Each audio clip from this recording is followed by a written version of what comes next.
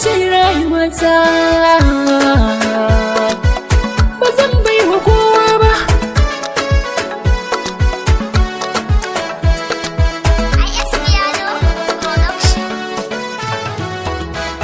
A nan duniya Habiba ke ce rayuwata, idan babu ke Habiba ƙaunata ba zan ba kowa ba.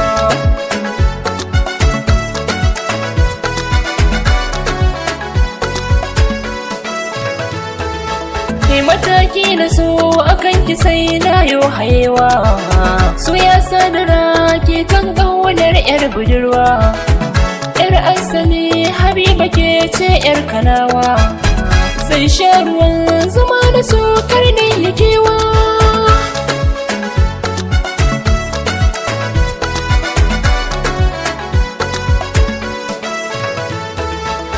Kuma ki ganni ba ƙauna kai na za ki bani, kisan so kamar tsuntsu ne za ya tashi da ni, ya kai ni wajen mai suna kar ya tsere da ni.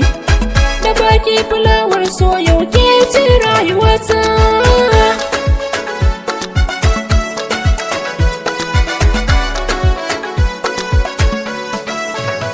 Habiba ke ce rayuwata,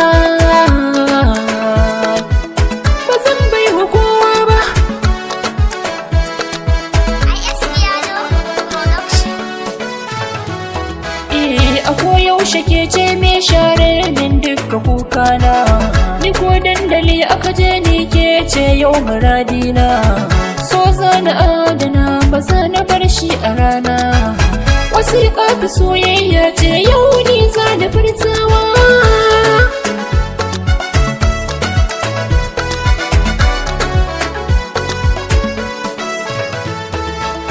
Akan san ki ne Habiba dole fa ne da ɗaukansa, ado za da yi da ni nake muje can wajen wasa, so ya shige mun zuciya gashi yau har fa ya rasa.